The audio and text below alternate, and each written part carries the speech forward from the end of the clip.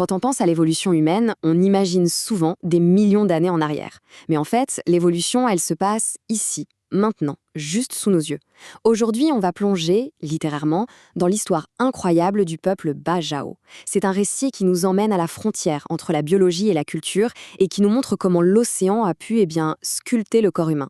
Juste pour mettre les choses en perspective, commençons par une question toute simple. Combien de temps est-ce qu'on peut tenir sa respiration sous l'eau? On a tous essayé, non? À la piscine ou à la mer, on inspire un grand coup et on attend jusqu'à sentir cette fameuse brûlure dans les poumons. Alors, en général, quoi 40, 50 secondes et ça commence déjà à devenir difficile. Si on atteint les 90 secondes, 1 minute et demie, c'est déjà un petit exploit. Franchement, notre corps nous le rappelle très vite. On est des créatures faites pour vivre sur la terre ferme. Ok, 90 secondes, c'est bien. Mais maintenant, imaginez, 13 minutes. Non, ce n'est pas de la science-fiction. C'est bien réel. C'est le record observé chez un peuple qui a fait de l'océan son unique maison. 13 minutes. La question c'est comment? Comment est-ce que c'est possible? Eh bien, ces plongeurs hors normes, ce sont les Bajau. On les surnomme les hommes-poissons et vous allez vite comprendre que ce surnom est loin, très loin d'être une simple métaphore. Alors, qui sont-ils ces Bajau? C'est un peuple autochtone qu'on trouve en Asie du Sud-Est, principalement dans les eaux de l'Indonésie, de la Malaisie et des Philippines. Et ça fait plus de 1000 ans qu'ils vivent comme ça, sur l'océan, d'où leur surnom, les nomades de la mer. Toute leur culture, toute leur vie est façonnée par l'eau. Pour vraiment saisir d'où viennent leurs capacités uniques, il faut d'abord jeter un œil à leur mode de vie. Parce que pour les Bajau, la mer, ce n'est pas une frontière ou un obstacle, c'est tout leur univers.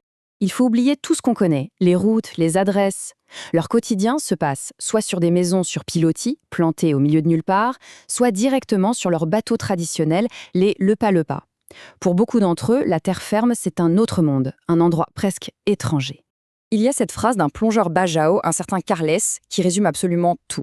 Il dit « Le travail sur terre est difficile. Ici, la mer nous donne tout. » Pour eux, descendre à plusieurs mètres de profondeur chercher de quoi manger, c'est aussi normal que d'aller au supermarché.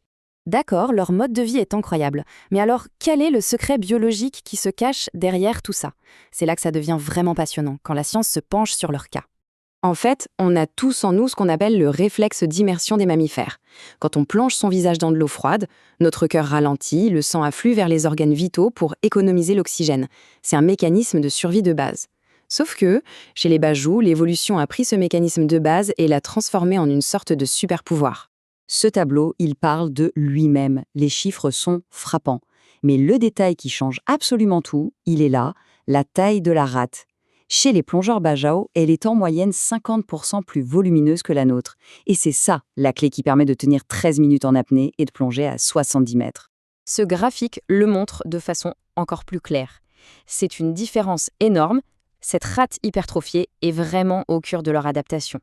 Mais alors, à quoi elle sert exactement? Eh bien, la réponse est là. C'est tout simplement une bouteille de plongée interne. C'est un réservoir naturel de globules rouges plein d'oxygène, une véritable innovation de la sélection naturelle directement intégrée au corps humain.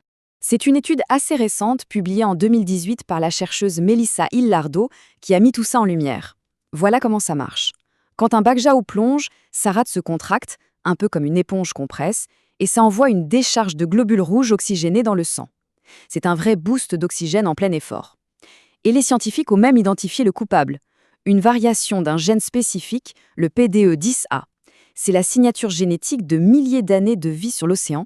Mais attention, cette adaptation biologique spectaculaire, elle n'est pas tombée du ciel. Elle est le résultat direct d'une culture et d'un mode de vie entièrement tourné vers la mer, et ce, depuis d'innombrables générations. Chez les Bajau, on peut vraiment parler d'immersion, au sens propre. Les enfants apprennent à nager avant même de savoir marcher correctement. Pour eux, la mer n'est pas une source de danger, c'est leur cours de récréation. Et très vite, ce terrain de jeu devient leur lieu de travail. Ce lien va bien au-delà du physique. Il est aussi spirituel. Les Bajau croient aux esprits de la mer. Chaque plongée est une forme de dialogue, une marque de respect.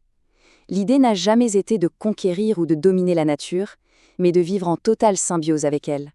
Malheureusement, cet équilibre unique, forgé au fil des millénaires, est aujourd'hui en grand danger. Le monde moderne et ses problèmes frappent à la porte de leur maison sur pilotis. Les menaces sont multiples. Le changement climatique détruit les récifs coralliens, qui sont leurs garde-manger. La pollution plastique envahit leur habitat. Les gouvernements les poussent à s'installer sur la terre ferme. Et comme beaucoup sont apatrides, ils n'ont pas un accès facile à l'éducation ou aux soins de santé. Alors, au-delà de leur situation préoccupante, qu'est-ce que l'histoire des Bajau nous apprend à nous? Quelle est la grande leçon à retenir de tout ça? Je crois que la leçon la plus puissante, c'est que le corps humain n'est pas quelque chose de fixe, de terminé. Les Bajau sont la preuve vivante que notre biologie est en dialogue constant avec notre environnement. Le corps peut changer, il peut s'adapter, il peut évoluer en fonction de notre façon de vivre. Et ça offre une perspective fascinante. On vit dans un monde obsédé par la technologie, où on cherche toujours des outils externes pour s'améliorer. Les Bajau nous rappellent qu'il existe une autre voie, celle de l'adaptation naturelle. Ils n'ont pas eu besoin d'inventer des équipements complexes. Leur propre corps est devenu l'outil ultime. Ce qui nous amène à une question finale et un peu grave.